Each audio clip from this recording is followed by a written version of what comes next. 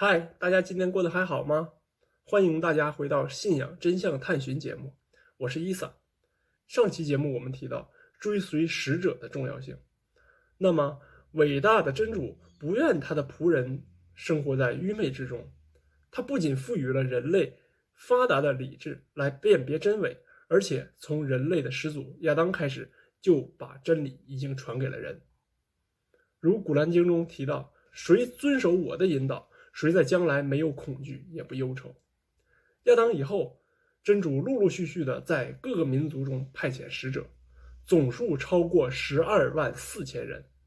古兰经中提到，每个民族各有一个使者，也就是说，以色列民族、阿拉伯民族、希腊民族、罗马民族、波斯民族、印度民族、土耳其民族、中华民族，任何一个民族，真主都曾启示过他先民，拣选过先知，都曾把真主独一的讯息告诉过他们。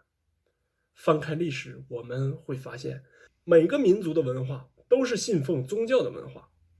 在所谓的原始时期，人们就有自己的崇拜、自己的祭祀，而且可以这样说，古代各民族的先民，他们都曾崇拜过一神。以色列人崇拜耶和华，阿拉伯人崇拜安拉，希腊人崇拜宙斯，中国人崇拜昊天上帝。虽然他们也崇拜多神，但那是后来的事情。中国人信奉偶像是在道教产生、佛教传入之后，原来的一神信仰遭到了篡改，才蜕变为多神崇拜。希腊、印度也是一样的。但即使他们后来崇拜了多神，希腊人仍然承认宙斯是创造之神。印度人仍然相信婆罗门梵天是创造之神，中国人仍然相信上天主宰着人类的命运。可见，真主已把一神的讯息传给了每一个民族，而并非像有的历史书上宣称的那样，是伊斯兰的独创。他们说，公元7世纪，阿拉伯半岛部落分割，人们渴望统一，穆罕默德顺应趋势，才提出了一神的主张。如果是这样的话，没有部落割据的犹太人为何也提出一神的主张呢？中国人呢？基督徒呢？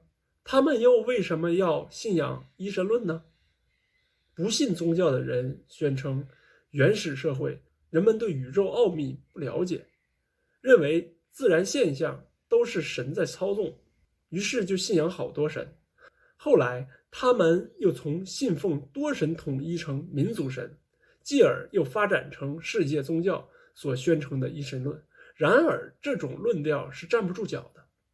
当亚伯拉罕号召他的宗族选择一神论时，他就持这种论调。古兰经中提到，他们说，不然，我们曾发现我们的祖先是那样做的。亚伯拉罕说，你们告诉我吧，你们所崇拜的是什么？你们最古的祖先崇拜的又是什么呢？我们的史料告诉我们，以色列圣经中的耶和华掌管着万国，根本不是民族神。华夏先祖信奉的是昊天上帝，掌管着全天下，也根本不是中华民族的民族神。所不同的只是对神的称呼不同，但各个民族的文化之中不约而同地信奉着一位造物主。这不正说明了一神论是普遍真理吗？不正说明了真主给每个民族启示过的这个真理吗？各个民族都在用自己的语言呼唤着宇宙的主宰，英语中称他为 God， 阿拉伯语中称他为 Allah， 希伯来语中称他为耶和华，波斯语中称他为胡达，蒙古语中称他为腾格尔，汉语中称他为真主、道、上天、上帝。这些民族所指的都是真神造物主，也就是真正的主宰。他们最初所信奉的启示都是伊斯兰，虽然他们并未宣称神就是安拉，也未宣称自己信奉的是伊斯兰，因为安拉、伊斯兰只是阿拉伯语的称呼。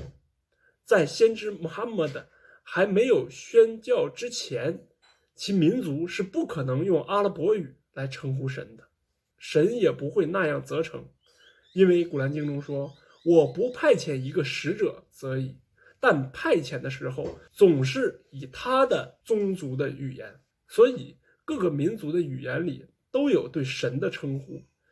真主启示了每个民族，任何民族的宗教在其没有变化为一神信仰之前都是伊斯兰教。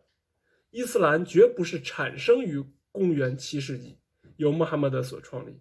穆罕默德是最后一个先知，他只不过是在复兴所有古代各民族先贤的教诲而已。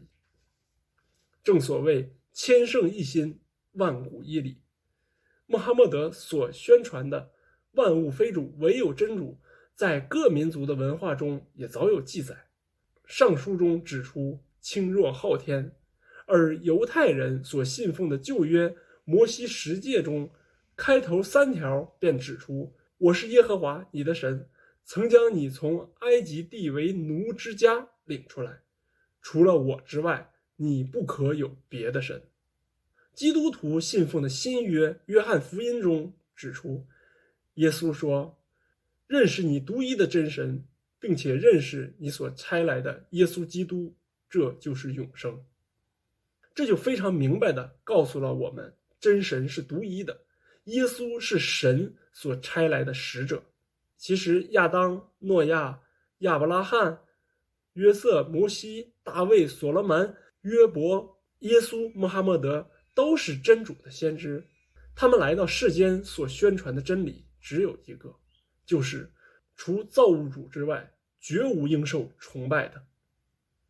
以上就是我今天的分享，感谢大家今天的收看，我们下期节目再见。